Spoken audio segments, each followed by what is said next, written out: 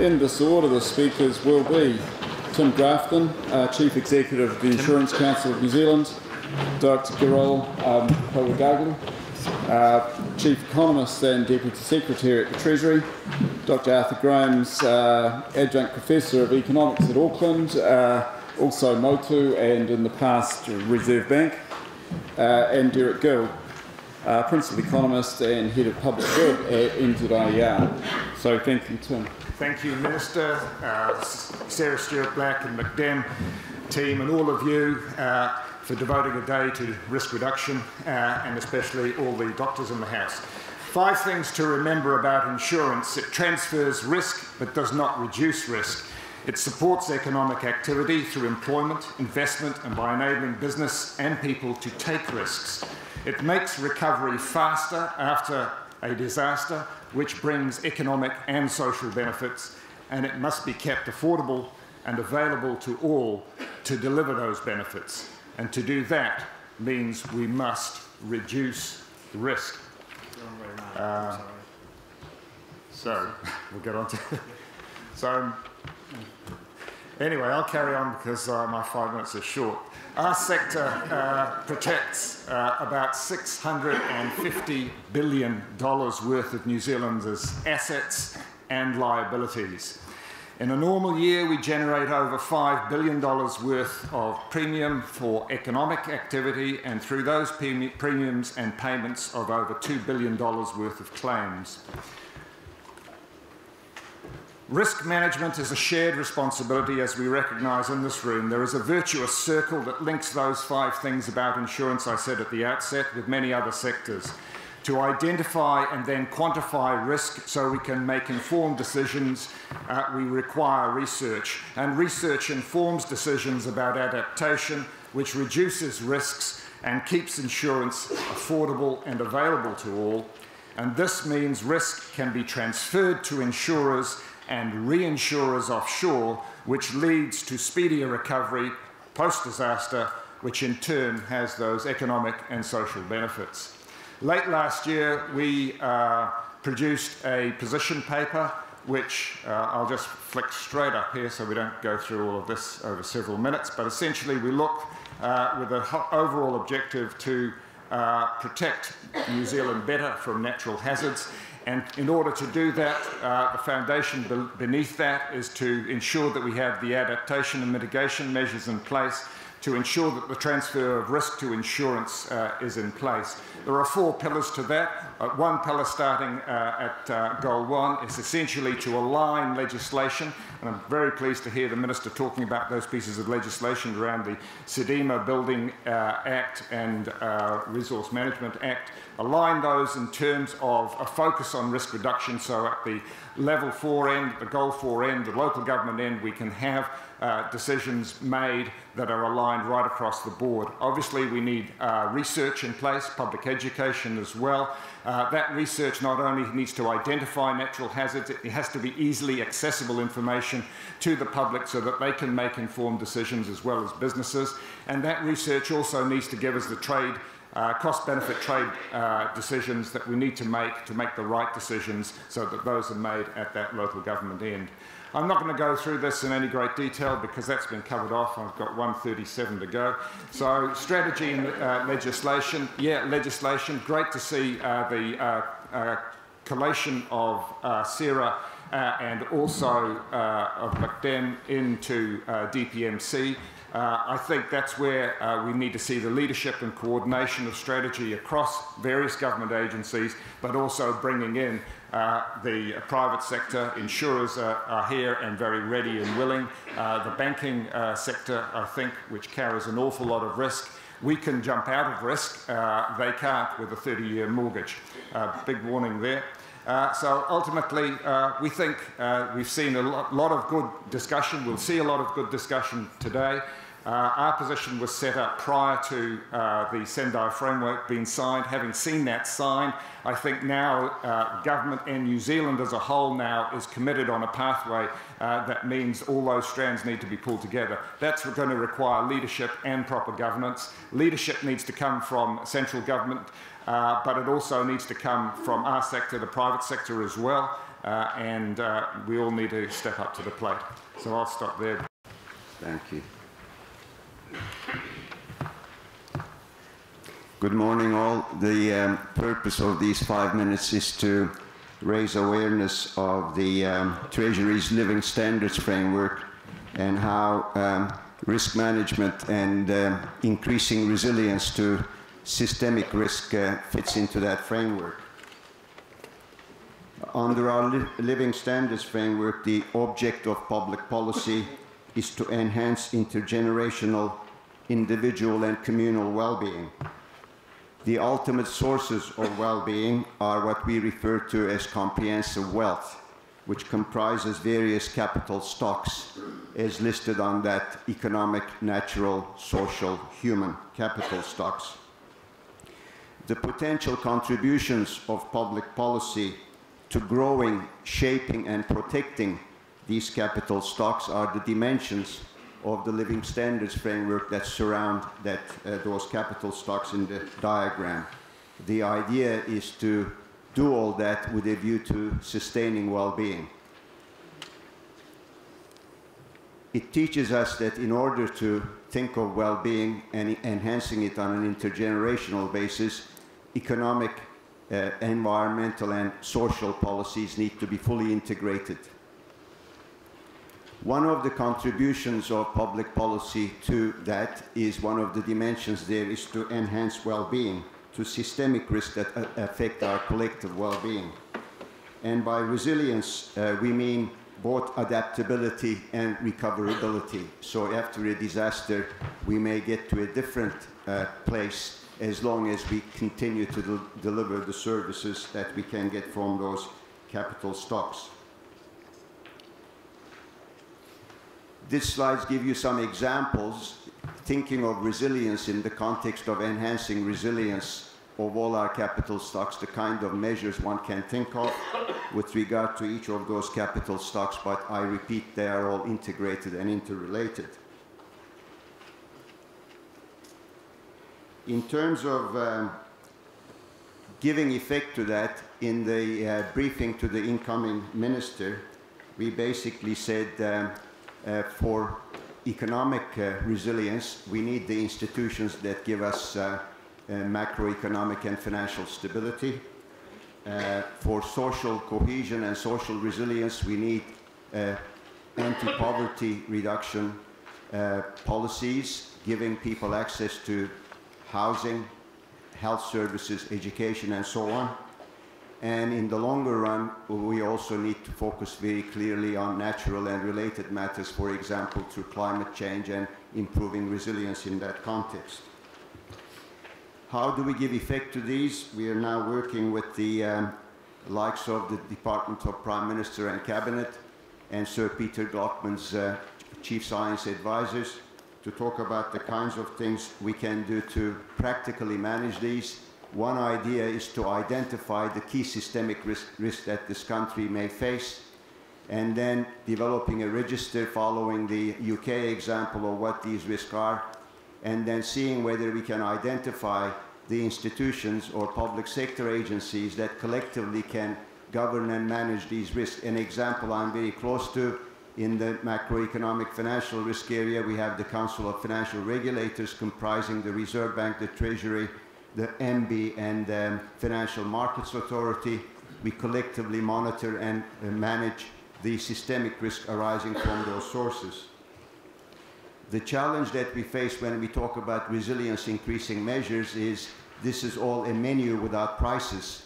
In other words, there's a zillion systemic risks we can face. Everybody is asking for more dollars. How are we going to prioritize and assess these risks so that we can invest on the basis of return on investment base adjusted for risk? And this is a challenge we collectively face. A couple of my Treasury colleagues in later sessions will try to address what we're trying to do in this regard so far. Thank you.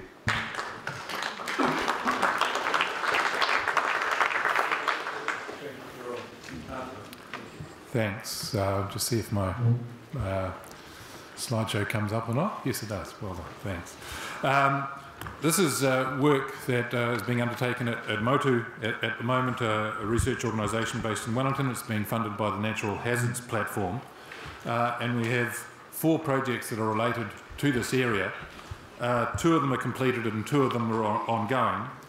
The first 2 relate, in terms of the 4 R's, relate to reduction and readiness. And it's actually the way that people think about earthquakes when they get new information. So the first one that's been completed, and I'll talk about it a little bit later on, is the impacts on residential property outside of Christchurch after the Christchurch earthquake. Did people rethink the property risks that are facing them? The second one, which is underway, is the same question looking at commercial property. When we have, after the earthquake, did people rethink the risks associated with commercial property? So they're both related to reduction and readiness. The last 2 projects are related to response and recovery. So it's looking at Christchurch itself, the impacts on firm performance within Christchurch following the earthquakes. That's a completed project, which I'll talk about again in a minute.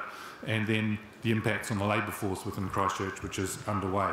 So talking about the first completed one on the response recovery side, what happened to firms following the Christchurch earthquake, and what can we learn if there are other disasters, or when there are other disasters in New Zealand? Not surprisingly, firms in Christchurch suffered very different outcomes after the earthquakes, so there was substantial variation. One of the most important findings is that the firm's prior financial viability heavily influenced their survival. So their survival wasn't just a question of how hard they were hit by the earthquakes, but it was actually their prior resilience that affected whether they survived or not. Interestingly, of those that did survive, within 2 or 3 years, most of them had their profitability return to pre-quake levels pretty quickly, although some were smaller in scale. So the recovery was quite quick for those that survived, and those that didn't survive tended to be those that were financially sort of infirm to start with. In terms of the reduction and readiness questions, we looked at the effects on the prices of residential property in 2 areas outside of Christchurch to look at the way people think about earthquakes.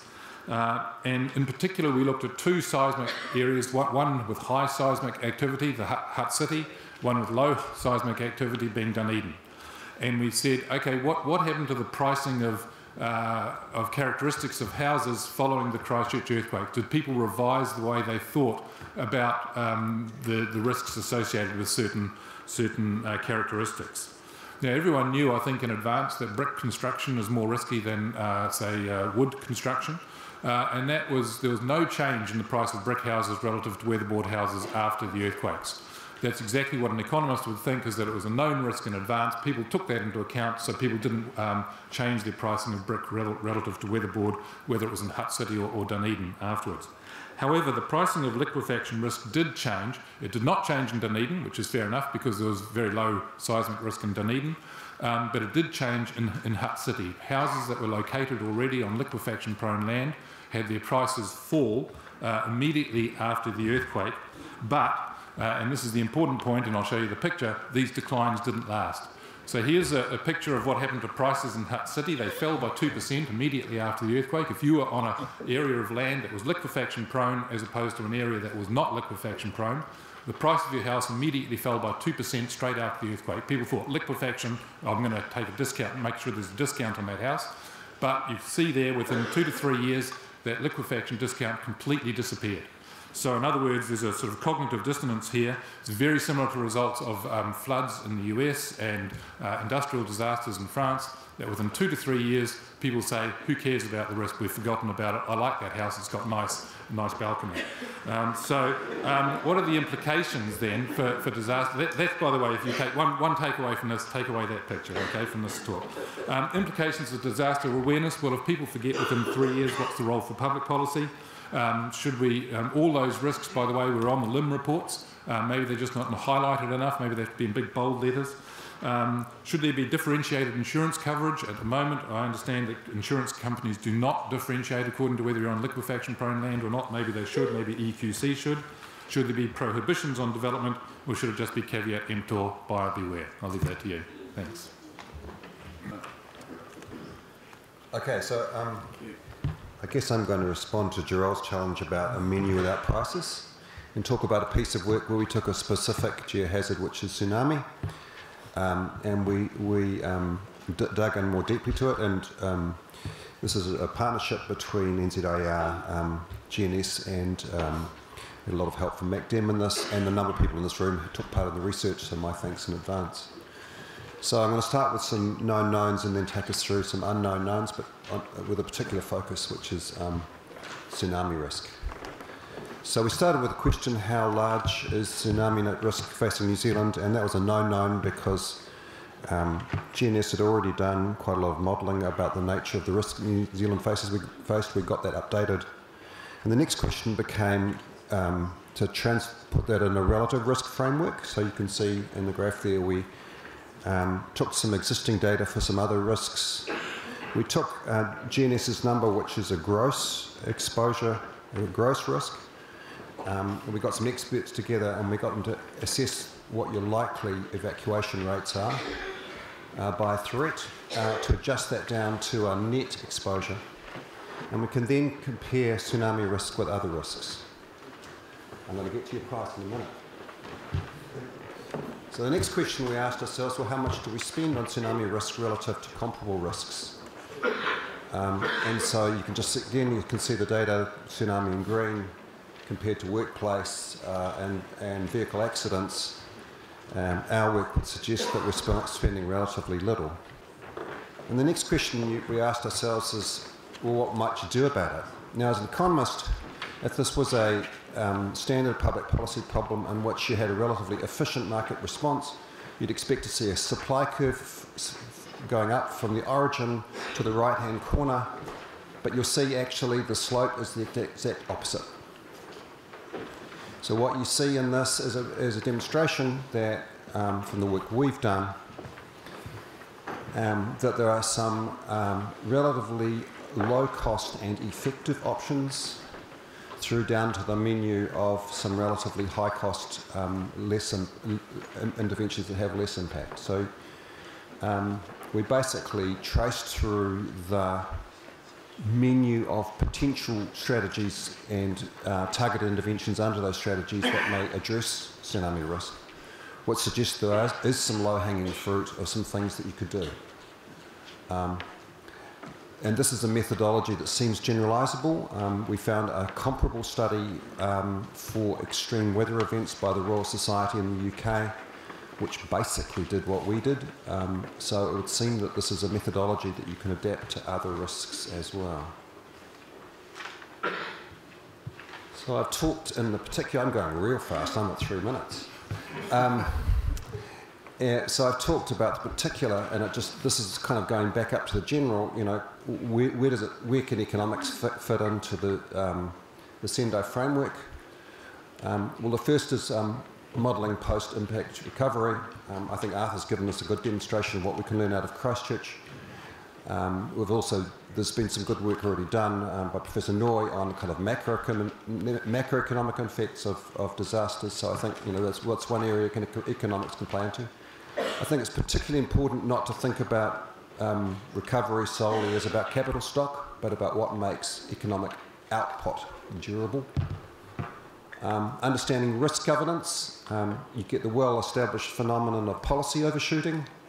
So your classic example of that most probably is Japan, where there's a lot of evidence now about what worked and what didn't, because you had the same event affecting a number of cities and towns, so you've got a natural controlled experiment. And what we learned out of that is that some of the structural interventions like seawalls were relatively ineffective. So what do we see in Japan right now but significant investment in seawalls?